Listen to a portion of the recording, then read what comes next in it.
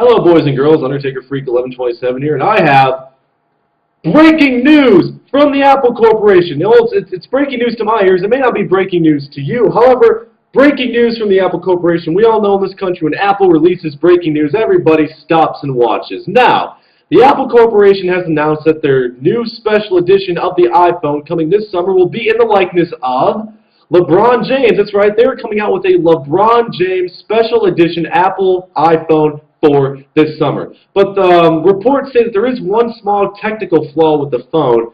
It can only vibrate because it really doesn't have any rings.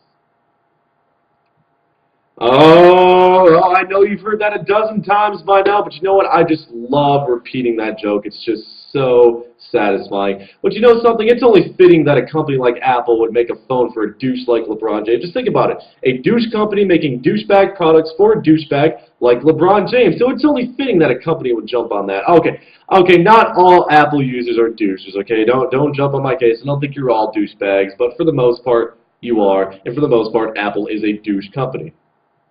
Now, I already know I'm going to get hate for that, so go ahead and release your anger there. But you know something? I use the word douche in association with LeBron James for a reason, even more so now that I've read his Twitter account. First of all the congratulations in the world go to the Dallas Mavericks.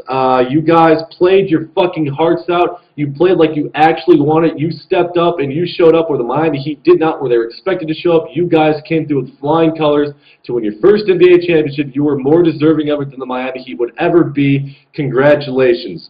Big round of applause for the Dallas Mavericks. You see, that's the kind of thing that LeBron James should have said. That's the kind of thing that a loser would say to the opposing team. You're the better man. You guys won. You guys played like you really wanted. Not LeBron James. No, because LeBron James is too busy blaming God for his loss. That's right. LeBron James is blaming God. Here's a tweet from his official King James Twitter. The greater man upstairs know when it's my time. Right now isn't the time. Instead of being humble, instead of showing some class and tact, instead of showing a little bit of, a little bit of grace, something we have yet to see out of LeBron James, he says that it's not in God's plan for him to win an NBA title yet.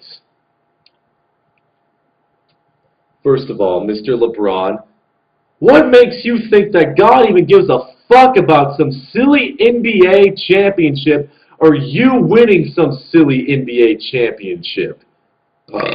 What makes you think God gives a flying fuck about any sport on this planet? What makes you think God cares about that any more than He cares about your family, your well-being, your health, things that are really, really important and integral to living a healthy life, the kind of life that if God really existed, He would want you to live. I don't think He would see some silly, frivolous trophy in that plan. And speaking of that, hasn't He already given you enough? You got a $90 million contract with Nike. You're making millions of dollars from your basketball contract.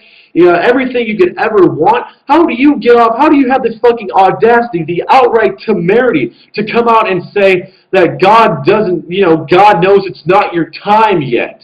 It's been your time for the past 7 years, and we've had all this money and all this fame and these accolades.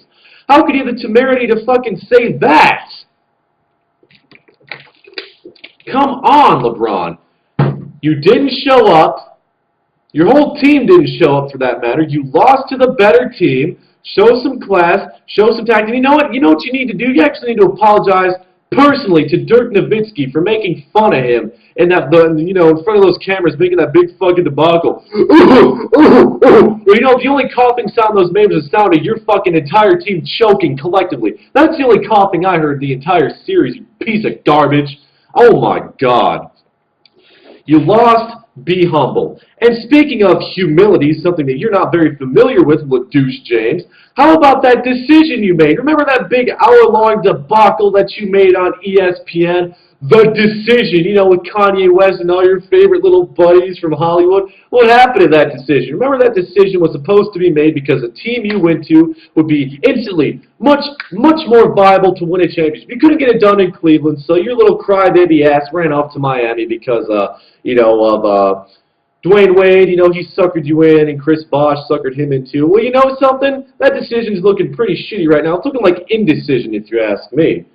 Well, how does it feel? How would you feel if you made a big hour-long television event over something as trivial as the decision you make to a fucking team you're going to, and you still do not perform.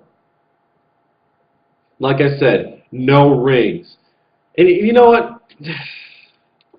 The Mavericks wanted it more, and that's true, but the thing I just cannot get my head around the most, cannot get my head around, is this idea of athletes. I'm going to go the other way. I'm going to flip the coin over. The idea of athletes praising God when they win, even. That's just even more sort of delusional to me. Like Kurt Warner especially. After the Arizona Cardinals won, he didn't praise Anquan Bolden for his great performance. He didn't praise his offensive line. Didn't praise his defensive line. The first person he thanked was God.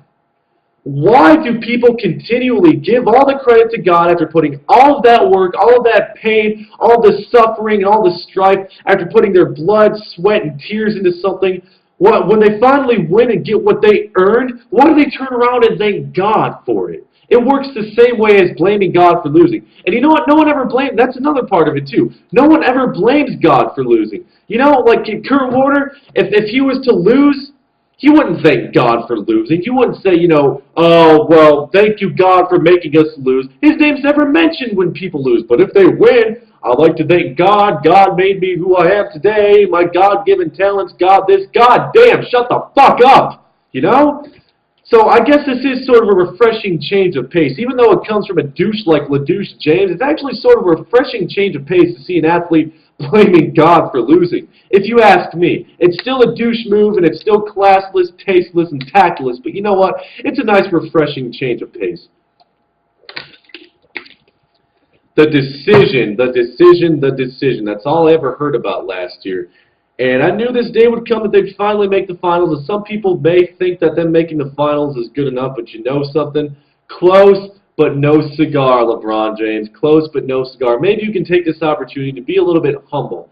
And like I said, you know what? The only thing that I really want to see now, I want to see LeBron James and Dwayne Wade on all fours with a ball around their mouths in front of Dirk Nowitzki. And Dirk Nowitzki takes the ball out of both of their mouths and he says, "You may speak now." And they just start crying and saying, "I'm so sorry, Dirk. We shouldn't have ever made fun of you." Because chances are, if LeBron James believes in God enough and believes that it's not his plan, surely he believes in karma. I personally don't believe in karma, but if I were someone who did believe in karma, I would say this is sweet, sweet karma. And unfortunately, I don't have the opportunity to say something like that because I don't believe in it, but I just want to see that so bad. Them on all fours in front of Dirk Nowitzki. He's sitting on a throne eating grapes given to him by the coach of the Heat, and Chris Bosh is flossing in between his toes and eating his toe jam, and he's using them as footrests. Dirk Nowitzki, you finally got what you've worked your entire career for. Congratulations. Congratulations to the Dallas Mavericks. Fuck the Heat. Fuck LeBron. Fuck Wade. Chris Bosh, I can stand a little bit better than them. Be humble. Admit you fucking lost. You lost to the better team. You didn't show up. You had your head in the clouds the entire game. You shouldn't have made fun of him. You just made yourselves look like complete fucking fools in the media. And on top of that, an even bigger blow, you lost the finals.